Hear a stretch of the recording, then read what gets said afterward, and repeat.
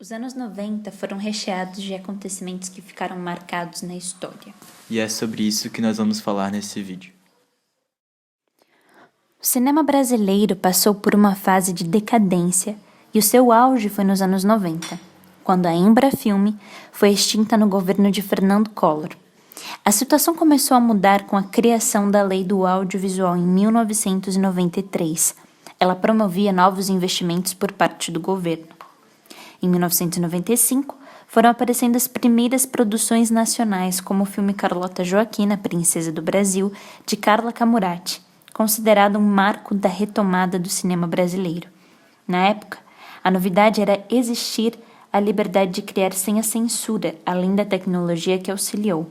Antes, por usarem negativos vindos do exterior, as produções ficavam muito caras. Já nos anos 90, a digitalização passou a ser usada e foi possível melhorar a qualidade.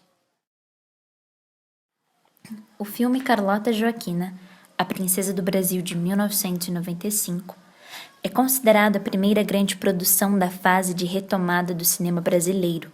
O longa levou 1,2 milhões de espectadores para as salas de exibição, um marco para a história cinematográfica nacional. O sucesso se deve à história leve, uma sátira sobre a vida da família real portuguesa. Esse filme foi uma surpresa porque abordava um gênero que nunca foi possível fazer antes por falta de dinheiro, a reconstituição histórica.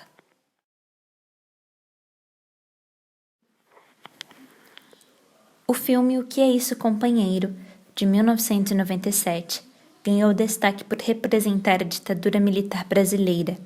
É baseado na história real do sequestro do embaixador americano Alan Arkin por militantes. O filme foi distribuído no exterior pela gigante Miramax.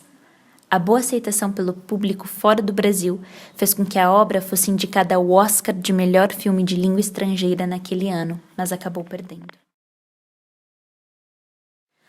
Já o filme Central do Brasil, de 1998, foi feito em parceria com a França e foi um grande sucesso. O enredo é a história de uma mulher que ajuda um garoto órfão a reencontrar a família. O longa ganhou o Urso de Ouro de melhor filme, o Globo de Ouro de melhor filme estrangeiro e foi indicado ao Oscar de melhor filme de língua estrangeira. A moda dos anos 90 foi influenciada pelos exageros dos anos anteriores. Nessa década, foram lançadas as calças jeans coloridas e as famosas blusas segunda pele, que consequentemente colocaram a lingerie à mostra. Com isso, a moda íntima ganhou destaque nos anos 90. Podemos dizer que a década de 90 foi marcada pela diversidade de estilo convivendo de forma harmoniosa, de forma respeitosa. A moda também lançou tendências para atender os diversos tipos de consumidores e para todas as ocasiões. Como, por exemplo, calças despojadas, bermudas largas e camisas xadrez. Inclusive, vale ressaltar que a camisa xadrez foi um verdadeiro sucesso no vestuário dos rapazes.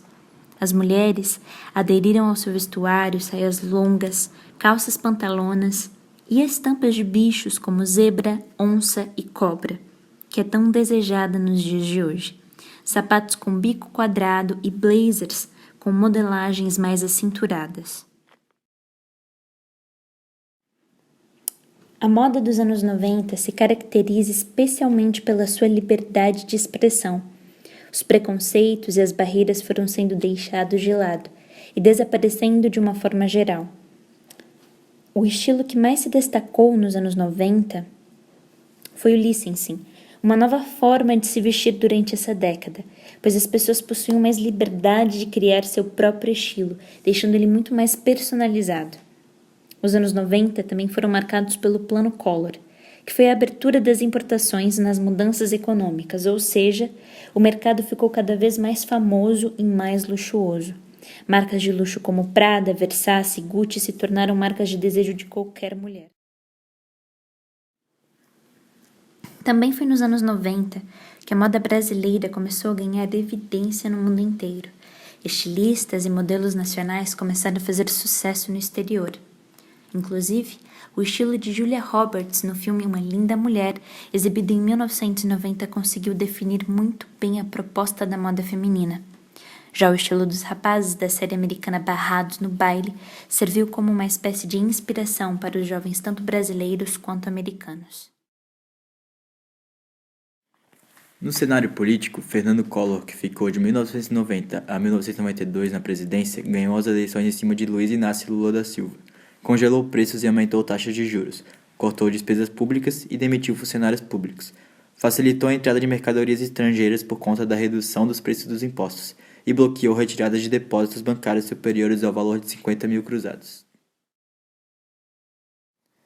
Muitas indústrias nacionais foram fechadas por falências e o plano Collor falhou. Foi denunciado por desvio de dinheiro público e o movimento Caras Pintadas pediu o impeachment de Collor. Em 29 de dezembro de 1992, foi desempossado por impeachment e perdeu os direitos políticos por 8 anos. Em 1993, Itamar Franco assume a presidência do Brasil. Itamar Franco, que era vice de Fernando Collor, entrou na presidência de 1993 a 1994. Instaurou a República Presidencialista e Fernando Henrique Cardoso, que era ministro da Fazenda, elaborou o Plano Real. Privatizou empresas e conteve gastos públicos. Fernando Henrique Cardoso, que ficou na presidência de 1995 até 2003, é mais conhecido como FHC. Nasceu na cidade do Rio de Janeiro em 18 de junho de 1931. Sua carreira política foi iniciada em 1978, quando se candidatou ao Senado pelo Movimento Democrático Brasileiro, MDB, assumindo o cargo de senador no ano de 1983 e reelegeu-se senador em 1986. O primeiro mandato de FHC teve como proposta adequar o Brasil ao neoliberalismo. Foi marcado por privatizações e pela entrada de capital estrangeiro no país. Dentre as empresas que foram vendidas nesse período estiveram a Vale do Rio Doce, Embratel e a Companhia Siderúrgica Nacional. Em 1998, o Congresso aprovou uma lei que possibilitou a reeleição para os cargos de governadores, prefeitos e presidente da República. Dessa forma, FHC conseguiu reeleger esse presidente da República no primeiro turno das eleições de 98, com um total de 53% dos votos válidos. Em segundo lugar, com 31% dos votos, ficou o candidato do Partido dos Trabalhadores, Luiz Inácio Lula da Silva. No segundo mandato de FHC, ficou marcada a aprovação da Lei das Diretrizes, que reduziu o analfabetismo da população com mais de 10 anos de idade.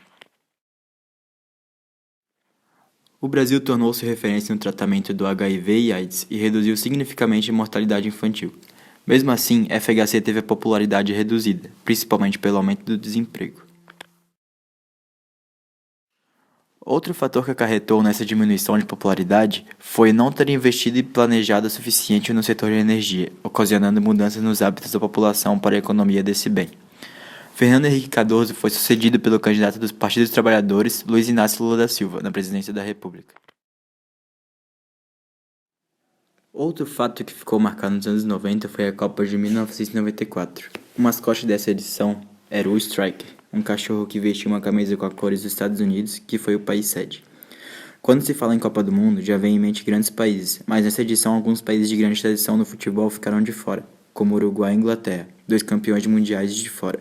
E a França queria vencer a Copa em 98 e em 94 ficou de fora também.